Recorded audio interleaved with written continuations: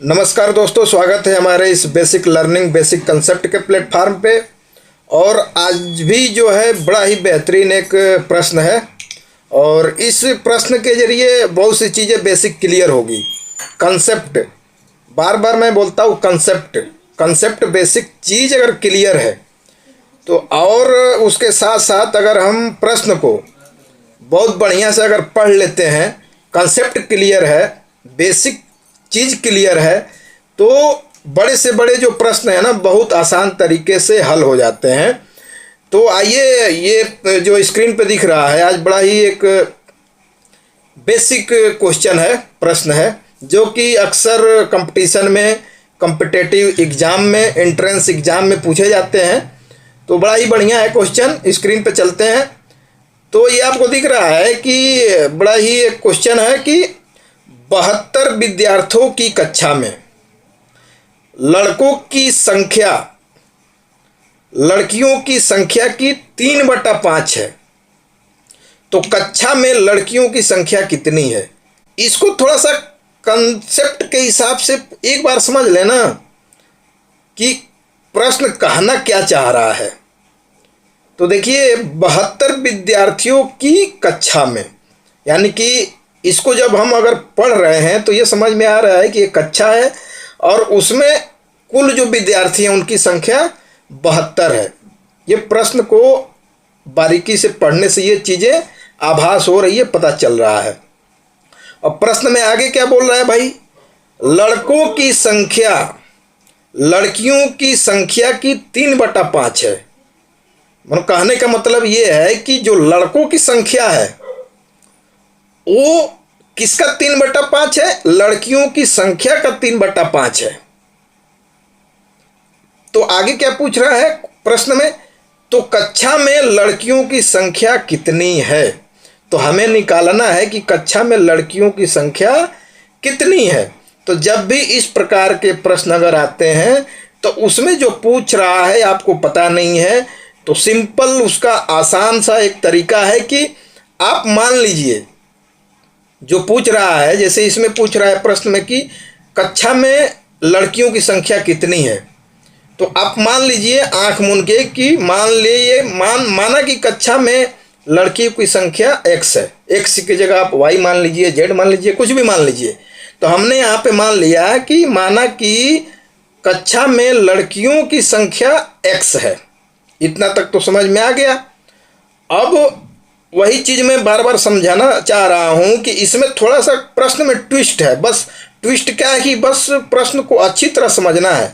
तो जब हमने मान लिया कि कक्षा में लड़कियों की संख्या x है, तो ऊपर सवाल को एक बार फिर रिपीट करते हैं।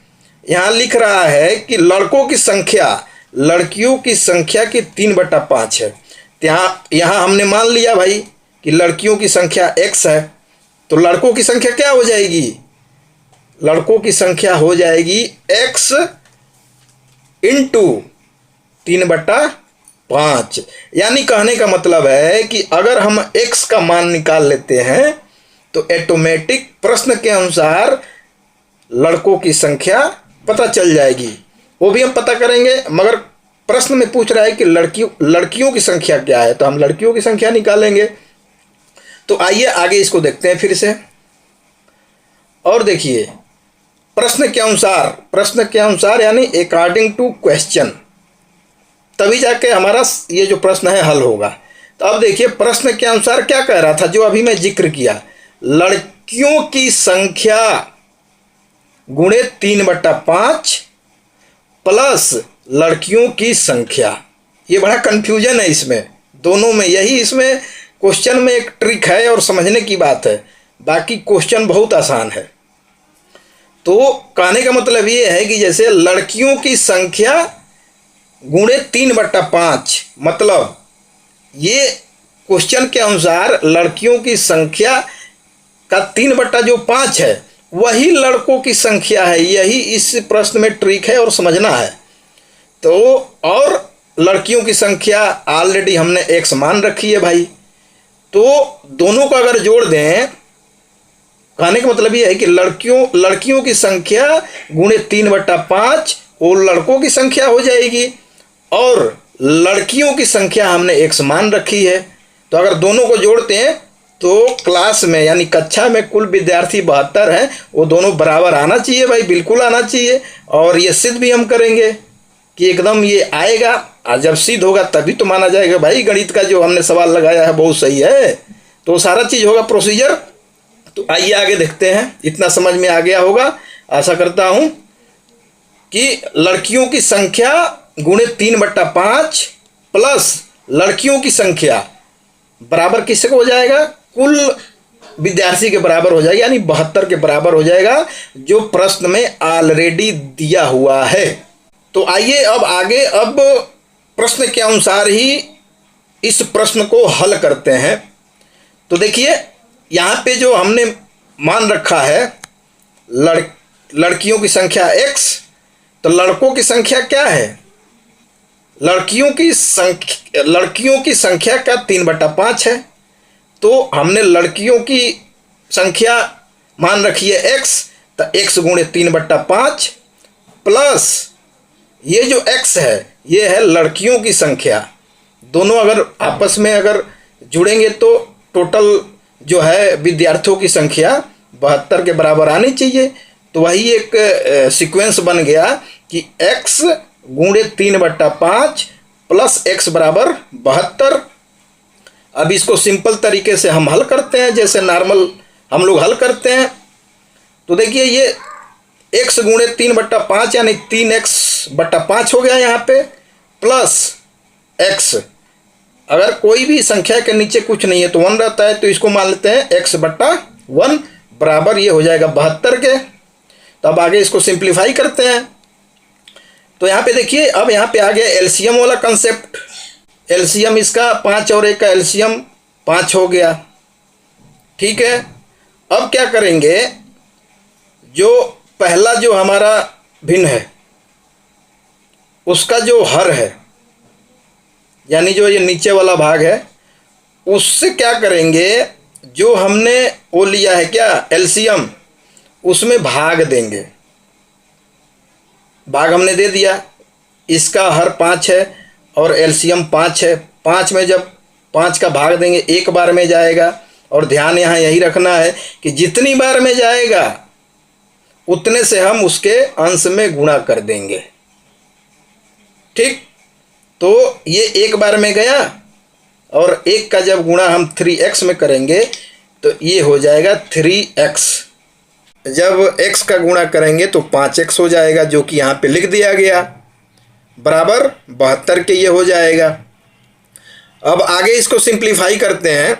ये 3x प्लस 5x बराबर ये जो 72 गुणे 5, 5 कहाँ से आ गया भाई, तो ये देखिए यहाँ पे जब बराबर के इस साइड ये 5 जो भागा में है यानी भाग में है, तो 5 बराबर के इस साइड जाएगा तो यहाँ गुणा हो जाएगा, इसीलिए हो गया 72 गुणे 5। अब आगे इसको सिंप्लीफाई करेंगे तो ये 5x और 3x आपस में जुड़ जाएंगे, ये कुल हो जाएगा 8x बराबर। अब 72 में जब 5 का गुणा करेंगे तो आ जाएगा 360। अब आगे 360 आ गया दोस्तों, तो आगे इसको सिंप्लीफाई करते हैं। 8x बराबर 360, इसको जब आगे सिंप्लीफाई करेंगे तो x बराबर आएगा 360 भागा 8। 8 कैसे आ गया भागा में भाई, तो सेम टू सेम वैसे ही बराबर के इधर क्या है 8x के साथ गुणा में है, जब बराबर के इस साइड आएगा तो 360 में भाग हो जाएगा। अब इसको सिंप्लीफाई करते हैं, 360 को 8 से काटते हैं तो 360 यानी 8 चौको 32 और 4 हो जाएगा 40 और 8 पचे 40 यानी 45 बार में ये कट गया। तो आपका आ गया x बराबर 45। सिंप्लीफाई करने के बाद फाइनली x का मान आ गया और x का मान आया 45 यानी 45। और जो x है याद करिए कि जो हमने क्या माना था, और प्रश्न में पूछा भी था कि लड़कियों की संख्या कितनी है, तो यहाँ पे अब रिजल्ट आ गया प्रश्न के अनुसार उस कक्षा में लड़कियों की संख्या जो है 45 है। अब आ जाइए, तो लड़कों की संख्या क्या होगी भाई? तो लड़कों की संख्या क्या होगी जो हमने पहले माना था, याद है कि x गुणे 3/5, तो उसी को यहाँ पे वैल्यू रख दीजिए तो लड़कों की संख्या आ जाएगी। तो यहाँ पे देखिए x की वैल्यू 45 आई है, गुणे 3/5, इसको सिंप्लीफाई जब करेंगे तो 5 से ये 45 कट जाएगा, 9 बार में हो गया 9 और 9 3 27। तो इस प्रकार से लड़कों की संख्या कितनी होगी भाई? 27। यानी कि कुल मिला जुला करके कक्षा में जो लड़कों की संख्या है वो 27 है, लड़कियों की संख्या कितनी है? 45 है। और कुल विद्यार्थी कक्षा में कितने हैं? 72 हैं। तो जाहिर सी बात है ना भाई, प्रूफ तो करना है ना हमें प्रूफ के साथ। तो 45 और 27 को जोड़ने के बाद 72 आना चाहिए दोस्तों। तो जोड़ लेते हैं भाई 27 और 45 को, तो 7 5 12, 4 2 6 1 7, देखिए 72 आ गया। तो इस प्रकार से बहुत ही बेसिक तरीके से कंसेप्ट के साथ हम लोगों ने इस प्रश्न को आसानी तरीके से हल कर दिया। और आशा करता हूँ वीडियो पसंद आया होगा। अगर पसंद आया हो तो आगे शेयर करिएगा, लाइक करिएगा, कमेंट करिएगा। और यूट्यूब पे देख रहे हैं तो चैनल को सब्सक्राइब कर लीजिएगा, फेसबुक पे देख रहे हैं तो पेज को फॉलो कर लीजिएगा। फिर मिलते हैं एक नई ऐसे ही वीडियो के साथ, बेसिक कंसेप्ट लर्निंग के साथ। तब तक के लिए स्वस्थ रहिए, मस्त रहिए, मुस्कुराते रहिए और सबसे ज़रूरी बात, एक दूसरे का साथ और सपोर्ट देते रहिए। बहुत बहुत धन्यवाद।